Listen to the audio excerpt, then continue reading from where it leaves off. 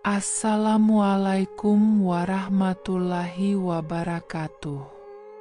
Penonton dan pendengar setia kisah horor 24 yang ada di mana saja. Pada kesempatan hari ini ada kisah horor yang begitu menyeramkan, yang bikin bulu kuduk merinding seakan Anda semua terbawa suasana di dalamnya. Selamat menyaksikan dan mendengarkan. Tahun 1985, 5 sahabat memutuskan untuk menaklukkan Gunung Slamet. Danu, Bagas, Rina, Siska, dan Ari adalah pendaki berpengalaman. Namun, kali ini mereka menghadapi rintangan yang bukan hanya fisik, tetapi juga sesuatu yang tak kasat mata. Gunung Slamet terkenal dengan keindahannya, namun juga dengan misteri yang melingkupinya. Penduduk sekitar sering memperingatkan tentang jalur utara yang dilarang karena angker. Itu cuma cerita orang tua.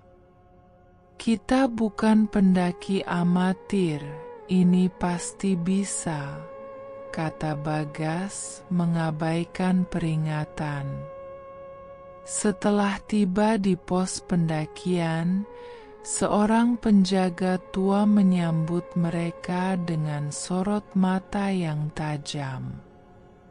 Hati-hati di atas. Jangan belok ke utara di pos 3. Banyak yang tak kembali, katanya dingin. Kelompok itu hanya tersenyum dan melanjutkan perjalanan. Saat mereka mencapai pos 3, jalur utara tampak mengundang. Meski lebih lebat, gelap, dan jarang dilewati, Bagas meyakinkan kelompok untuk mencoba jalur itu. Jalur ini lebih cepat. Kita bisa sampai puncak sebelum matahari terbenam, kata Bagas. Rina sempat ragu, tapi akhirnya mengikuti. Begitu mereka masuk, suasana berubah drastis. Udara terasa berat, pepohonan merapat seperti tembok, dan cahaya matahari yang tadi menerobos dedaunan perlahan menghilang, digantikan oleh kegelapan yang mencekam. Suara burung dan serangga mendadak lenyap, digantikan oleh keheningan yang menekan. Semakin jauh mereka masuk, jalur menjadi semakin aneh. Udara yang tadinya dingin mulai terasa panas sesak, seperti berada di tengah ruangan sempit tanpa ventilasi. Akar-akar pohon menjalar keluar dari tanah, melingkar seperti ular yang siap melilit siapa saja yang lengah. Beberapa pohon memiliki bentuk menyerupai wajah manusia, dengan guratan seperti mata dan mulut yang menganga, seolah-olah sedang menyaksikan mereka. Dengar enggak? Kayak ada yang nangis, tanya Siska sambil merapatkan jaketnya. Itu cuma hembusan angin, jawab Danu, meski ia sendiri merasa tidak yakin. Namun, suara itu semakin jelas. Tangisan yang lirih berubah menjadi seperti rintihan minta tolong. Kadang suara itu terdengar dekat, kadang menjauh, seperti bermain-main dengan mereka. Mereka semakin merasakan suasana tidak wajar. Sesekali mereka mendengar langkah kaki yang mengikuti, namun saat menoleh ke belakang, tidak ada apa-apa. Bayangan hitam terlihat melintas di antara pepohonan, selalu berada di sudut mata mereka, menghilang saat mereka mencoba menatap langsung. Aku nggak suka ini. Rasanya kita sedang diawasi, bisik Rina dengan suara gemetar. Angin dingin berhembus, membawa aroma anyir yang tak jelas asalnya. Ari berhenti dan menunjuk ke tanah. Lihat ini. Mereka melihat jejak kaki yang aneh, seperti bekas kaki manusia, tetapi jari-jarinya terlalu panjang dan mencakar tanah. Jejak itu menuju ke arah yang sama dengan jalur mereka. Kita harus terus jalan, kata Danu tegas, meski wajahnya menunjukkan rasa takut. Langkah kaki mereka tiba-tiba melambat. Jalur menjadi curam dan licin. Saat mereka mendaki, Rina berteriak, "Bagas? Mana Bagas?" Mereka menoleh ke belakang.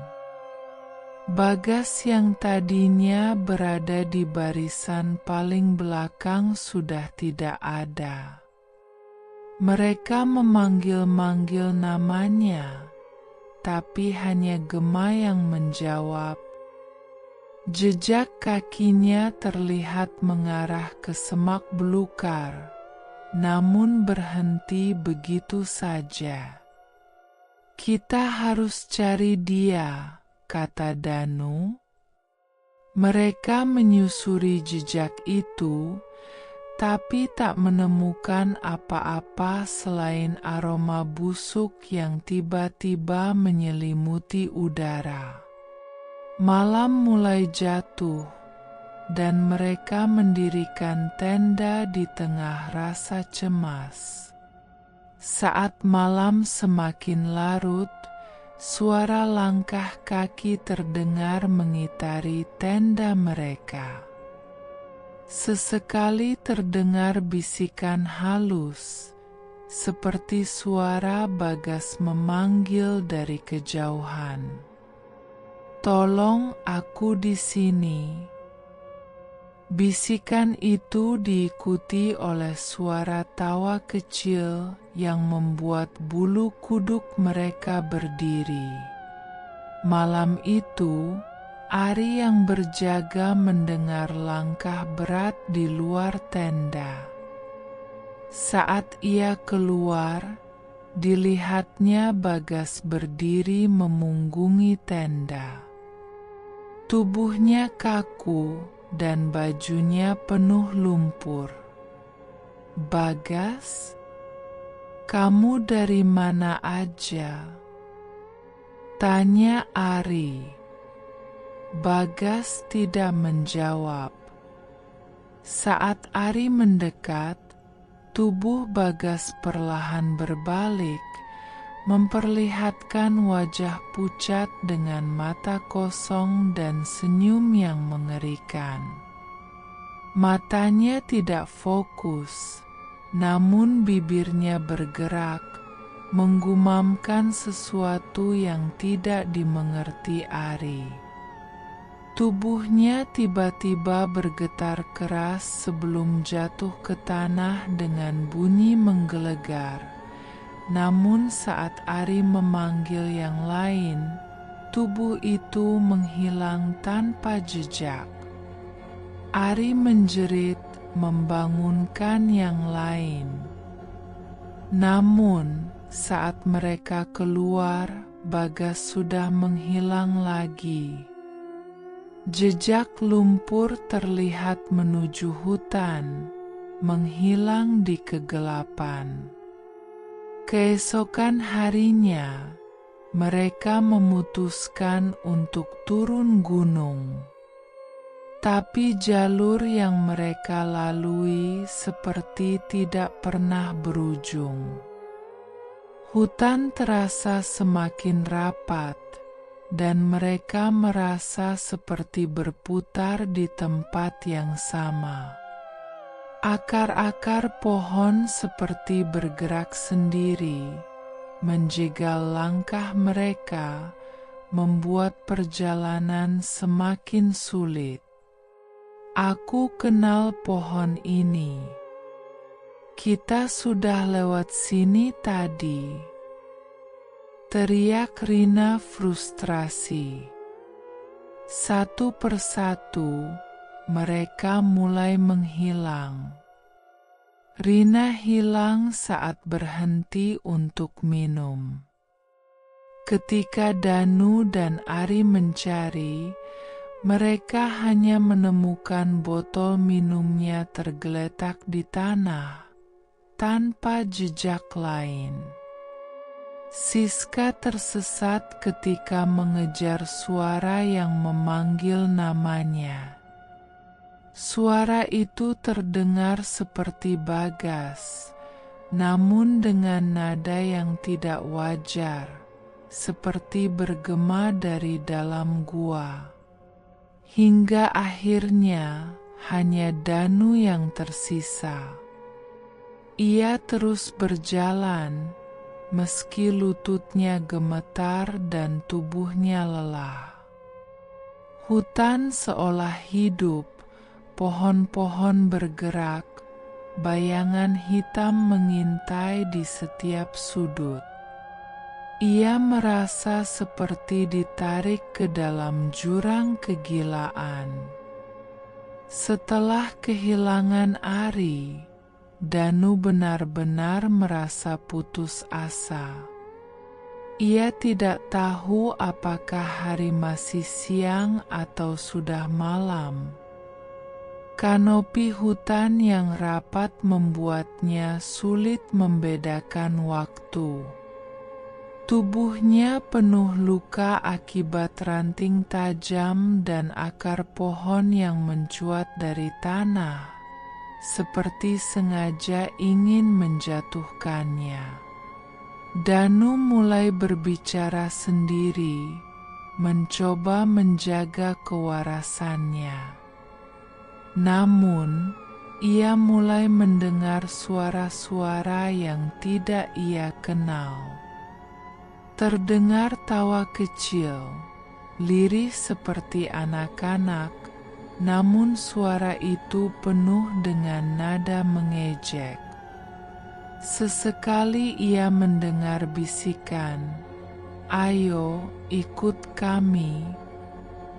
Danu mencoba menutup telinganya, tapi suara itu semakin keras, semakin mendekat, hingga ia merasa seperti ada yang berbisik tepat di lehernya.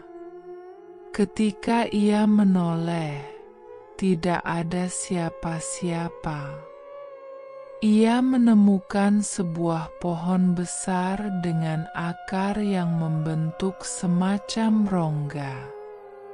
Terdesak oleh rasa lelah, ia memutuskan untuk beristirahat di bawah pohon itu. Namun, saat ia duduk, ia melihat sesuatu yang membuat darahnya membeku. Di rongga pohon itu terdapat banyak benda-benda aneh, kain sobek, tali pendaki, dan bahkan sepatu yang tampak masih baru. Semua itu tertumpuk seperti diletakkan di sana dengan sengaja. Ia juga melihat ukiran-ukiran di batang pohon, simbol-simbol aneh yang tidak ia mengerti.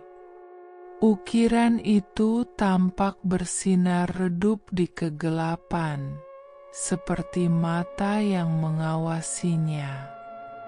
Saat ia mencoba bangkit, tubuhnya terasa berat, seperti ada tangan-tangan yang menahan kakinya. Ia menunduk dan melihat akar pohon perlahan melilit kakinya. Danu menjerit, berusaha melepaskan diri, dan berhasil setelah mencabut pisau kecil di sakunya untuk memotong akar itu. Ia berlari tanpa arah, hanya mengikuti nalurinya untuk bertahan hidup. Namun, setiap kali ia merasa sudah menjauh, ia kembali ke tempat yang sama, pohon besar dengan rongga itu. Keringat dingin mengalir deras di wajahnya. Ia tahu ia terjebak. Ketika kelima sahabat itu dilaporkan hilang, tim SAR resmi diterjunkan untuk melakukan pencarian. Tim yang terdiri dari 10 orang, dipimpin oleh Pak Hadi, seorang pendaki senior yang sudah puluhan kali memimpin pencarian di gunung. Mereka membawa perlengkapan lengkap, termasuk anjing pelacak. Hari pertama pencarian tidak membuahkan hasil. Hutan terasa berbeda, lebih sunyi dari biasanya. Anjing pelacak mereka tiba-tiba berhenti di tengah jalur utara dan mulai menggeram tanpa alasan yang jelas. "Ada yang gak beres di sini," kata salah satu anggota SAR. Malam itu, saat mereka mendirikan tenda, Pak Hadi bermimpi aneh. Dalam mimpinya, ia melihat seorang wanita berambut panjang dengan wajah setengah hancur berdiri di antara pohon-pohon, menunjuk ke arah lembah. Ketika ia terbangun, ia memutuskan untuk memimpin pencarian ke arah tersebut. Hari kedua, mereka menemukan jejak-jejak kaki yang aneh, sama seperti yang dilaporkan Danu. Jejak itu berakhir di sebuah tebing curam, namun tidak ada tanda-tanda keberadaan para pendaki. Salah satu anggota SAR, Pak Budi, melaporkan bahwa ia mendengar suara-suara aneh, seperti tangisan dan tawa anak kecil yang berasal dari dalam hutan. Ketegangan meningkat ketika salah satu anggota SAR menghilang. Ia terakhir terlihat sedang memeriksa sebuah gua kecil di dekat jalur. Saat tim lainnya mencarinya, mereka hanya menemukan helm dan senter yang tertinggal di depan gua. Pada hari ketiga, tim SAR menemukan Danu tergeletak di dekat jalur utama. Tubuhnya penuh luka dan tampak sangat kelelahan, namun ia masih bernapas. Danu hanya menggumamkan kalimat-kalimat tidak jelas. "Mereka masih di sana, mereka memanggilku." Mereka membawa Danu turun, namun sisa tim tetap melanjutkan pencarian. Ketika malam tiba, beberapa anggota melaporkan bahwa mereka melihat bayangan-bayangan hitam yang bergerak di antara pepohonan, namun tidak ada yang berani mendekat. Hari keempat, pencarian resmi dihentikan. Keempat sahabat Danu tidak pernah ditemukan, dan jalur utara kembali ditutup oleh penduduk setempat. Bagi tim SAR, pengalaman itu menjadi mimpi buruk yang tidak akan pernah mereka lupakan. Pencarian resmi dilakukan, namun keempat temannya tidak pernah ditemukan. Warga sekitar percaya mereka tersesat di alam lain yang tidak bisa mereka tinggalkan. Jalur utara di Pos 3 kembali menjadi misteri yang tak terpecahkan. Gunung Slamet tetap berdiri megah, menyimpan rahasia yang mungkin tak akan pernah terungkap. Terima kasih telah menonton video channel Kisah Horor 24. Semoga penonton dan pendengar setia Kisah Horor 24 bisa terhibur. Tunggu video Kisah Horor 24 berikutnya. Jangan lupa like, subscribe, komen, share, dan klik lonceng notifnya agar Anda tidak ketinggalan cerita Kisah Horor 24 berikutnya. Wassalamualaikum warahmatullahi wabarakatuh.